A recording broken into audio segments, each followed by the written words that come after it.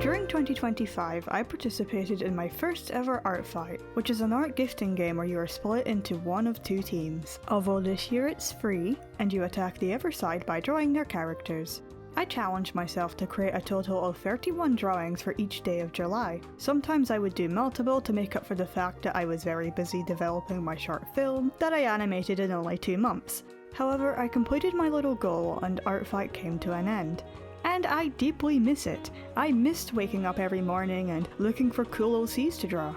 Last year I had a grand total of 7 characters on my roster for my current project that I'm working on. Their profiles are put together very last minute, however I had so much fun writing out their character bios in depth and animating their icons. Some I prefer over others. I feel like as you look at each character's thumbnail, some look very rushed and very much need an upgrade. I also want to add some more characters to the roster this year, being characters from the short film I animated, Breakthrough, which was a project I was working on when I participated in Art Fight last year, a 2D animated short film created in around 60 days, that drove me to lose a lot of my sanity and burned me out so badly that I considered quitting art altogether. Overall, I had a lot of fun with the project despite the hardships. I liked the concepts I tried to cover in the project, even though the narrative in the film itself is just a mess, and was very much crammed into those 3 minutes. The world overall needs more fleshing out, and I need to draw some formal references for these guys, so let's get started. Slayer is the main character of this project. While she doesn't have an official name at this point in time, I will just refer to her as Slayer.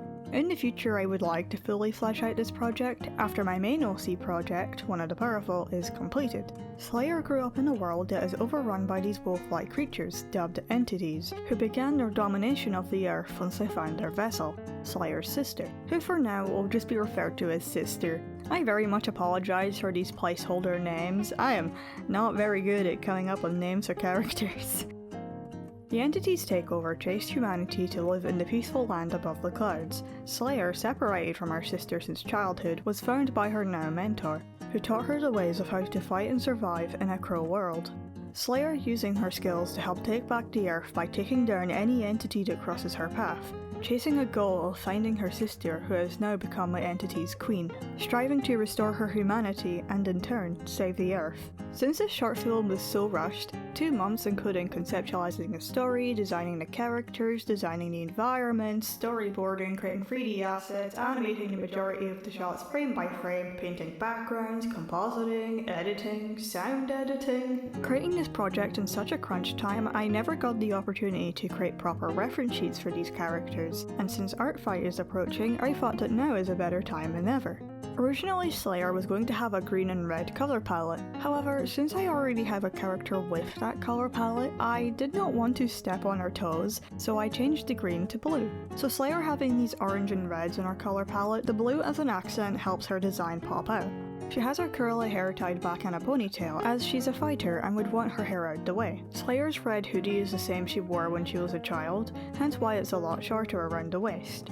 Speaking of, I also created a reference sheet of Slayer as a child, as she is featured in quite a few scenes throughout the film. I honestly designed her on the spot when I was animating the opening scene. I took most of the memorable aspects of her older design, such as her red hoodie, blue glasses, her ponytail but I gave her pigtails, her overall colour palette, and kept it for her child design. As I mentioned in my visual novel devlog, where I was slightly redesigning the child version of the main character Eren, I wanted to keep the character as visually readable as possible. Our next character being the older sister to our protagonist, having the very creative placeholder name of Sister, the pair were close during their youth, being all they had once their parents were out of the picture. One day, Sister found a lone sheep with multiple eyes, which she would often look after, causing a bit of conflict between her and her younger sister, due to the main threat of humanity were rumoured to be shapeshifters, with the trait of multiple all-seeing eyes. Despite the arguments, Sister had grown attached to this abnormal sheep, and refused to leave it, leading to the entity's takeover of the Earth, where they would reveal themselves to humanity, using the sister's attachment as power to infiltrate her mind and strip away her humanity.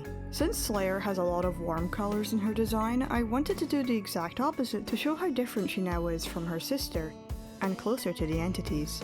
Sister's original design was a confused mess in terms of the colours. I was experimenting with having a neon pink and green colour palette, which just didn't work in my opinion. However, I liked her shorter hair with the singular stray strand. It contrasts her sister a lot, who has bright, long and fluffy hair. I gave the sister green eyes along with this green gem on her chest, which I think I added because it looked cool and I kind of thought it could tie into the entity's power somehow. But then maybe I should have made it blue instead of green, as the entities have blue in their colour palette. I still don't have a lot of the story figured out. However, once I do, these characters will probably feature some kind of redesign. The green accent on Sister's corrupted design does tie into her younger child design, which I actually did conceptualize before animating by drawing this. Sister featured long curly hair, much like her younger sister, with green and blue clothing to contrast her warm colours. The sheep here, which is representative of the phrase "a wolf in sheep's clothing," had pink eyes back when Sister's corrupted design was a neon mess. I slightly polished Sister's child design when animating the opening scene, where she is being corrupted by the entities, along with this flashback scene later on in the film. I quite like Sister's younger design, not to mention her hair was so much fun to animate in this shot. Our final character reference of today being the mentor to our protagonist. After losing his young daughter to the entity's takeover, the mentor used his grief to protect the remains of the Earth from the creatures who took his daughter's life. After failing to protect one of the first towns to give in to the Earth's fall, the mentor finds a young injured girl, Slayer, who had witnessed firsthand what the entities are capable of. Learning that the girl strives to find her sister, the source of the entity's power, he trains Slayer to defend herself against them, actively supporting her throughout her journey to save her sister and the Earth. The mentor features a very warm yellow and orange colour palette, as in my mind while I created this concept sketch of him, he was a light of hope to Slayer and the remaining survivors of Earth, that the entities one day will be stopped. I wanted Mentor to contrast Sister and the entities who feature cool blues in their colour palettes. He also features an eye patch and a scar from the day he lost his young daughter. He fights with an umbrella which he uses as both a shield and a weapon. I wanted to give him one to help me animate staff-like weapons, as that appears frequently in my visual novel, One of the Powerful. This was also the reason why Slayer had an axe to fight with, so I could practice my animation skills. I remember that Mentor's umbrella gave me a lot of trouble to animate with, since it really got me thinking about hand placement and how he would move it around to fight with. It provided me with a great challenge, and pushed me to create some animation sequences I'm still pretty happy with, despite my overall flaws of the project. And here are all the references for the breakthrough characters. I ended up drawing these 5 character references in one day, to take a break from my visual novel project, which up until that point I had been working on every single day obsessively for a month straight. Also, the breakthrough characters and their lore that I read out is all on Artfight, so feel free to check it out. There are only 3 characters, Slayer and Sister, having their child versions as well as the Mentor. You can also find the short film linked down below and on Artfight. I was going to animate icons for these guys, however I decided just for now to yoink some scenes that I had already animated from the short film, and use them as icons instead. Maybe one day I will give the characters proper icons, along with the One of the Powerful gang, which speaking of, after drawing the breakthrough references, I really wanted to revamp more of my Artfight page for this year's event, such as touch up or entirely redo these icons I animated last year, which at the time these icons were created in such a rush, and most of them I don't really like anymore. Although I still do like Erin and Livia's icons, except for this single frame of Erin where their hair comes through their hood. I'm still not quite sure how I didn't spot this error at the time, but it's fine, I can quickly fix this. Let me just look for the source file on my computer. It was then I was struck with the deadly realization: the computer I'm using is a new one that I got during the start of the year after my old one tried to install a security update and became absolutely unusable. Because it turns out that the old computer was made of hardware from like a decade ago, and could not handle this little security update that was trying to install. Which I do not remember starting, by the way. I'm just a silly little animator, I don't know much about PC specifications. And this PC was becoming more and more unusable by the hour, and it took me 4 minutes to open up the snipping tool, which was pinned to my taskbar. Alas, this old computer, even after being factory reset, did not vibe of existing no more, and just stopped working. I cried. I cried a lot. All until I got my amazing, perfect, 10 out of 10 replacement PC. That has been an absolute gem since I got it. It was a very devastating era. But because my old PC was so unusable, I was incredibly limited on what files to back up. Not to mention my mind was a cluttered mess at the time, so I forgot to back up some files, including every single ArtFight icon that I animated last year. Yeah, those icons of Erin and Livia that I really liked, gone. Hours of work, gone forever. Only this 200 by 200 pixel GIF still remains. That evening I was very much mourning the loss. However, it's fine, I said. I would just reanimate the ones I dislike and live with the mistakes of the ones I still kinda liked. Let's begin reanimating Hoshi's icon where he transforms into his powerful state. Please excuse the quality of the animation here. I kind of like what I was trying to accomplish here, but you can just tell that this animation is very rushed. I did not do my boy justice, you guys. If I were to reanimate at least one icon out of the bunch, Hoshi is the priority, because he is part of the main cast of my visual novel, as well as one of the first icons you'll see on ArtFight, so yeah.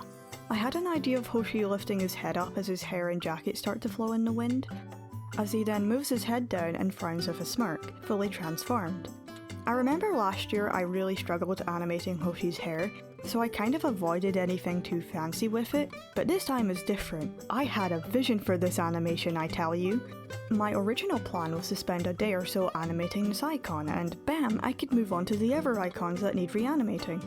Hoshi's icon took 7 hours, spread across multiple days. I put way too much effort into this little 200 by 200 pixel GIF of my silly little guy. So sadly Hoshi is the only icon I reanimate today. I really wanted to create more, but sadly I had other priorities. I did kind of reanimate Suki, Hoshi's sister's icon, but I scrapped it as I did not like it. I tried to make it simple, but it's just too simple for me. Even though Hoshi's icon took a long time, I still enjoyed animating it. I find animating to be very therapeutic, where I can just zone out for a bunch of hours at a time, thinking about my fictional characters that live in my head. I really want to get back into working on my visual novel. My personal life has been a bit rough these past couple of weeks. It is slowly getting better, and I really miss working on this series. I use it as a means to express myself and my emotions, from joy to my sorrow, and I want to just get it out there. Development on episode 1 has been taking a little longer than I thought, especially during the past month where I feel like development has slowed down significantly, but I am trying to get back into it again. The next devlog will be out whenever it's ready. Thank you all so much for your patience, it means so much. Back to talking about the process behind Hoshi's icon.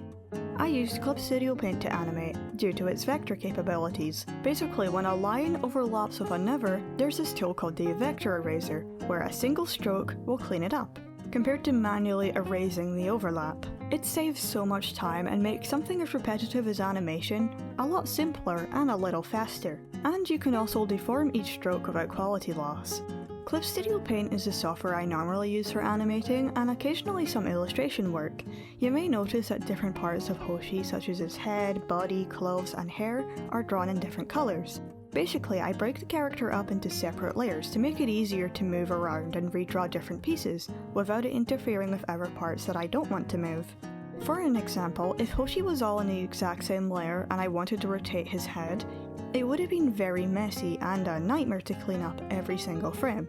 So separating him into different layers makes the animation process a lot more simpler. Once every frame is drawn, I use the vector eraser to clean up any overlapping lines for each individual frame. This process is very satisfying, seeing everything come together after many hours.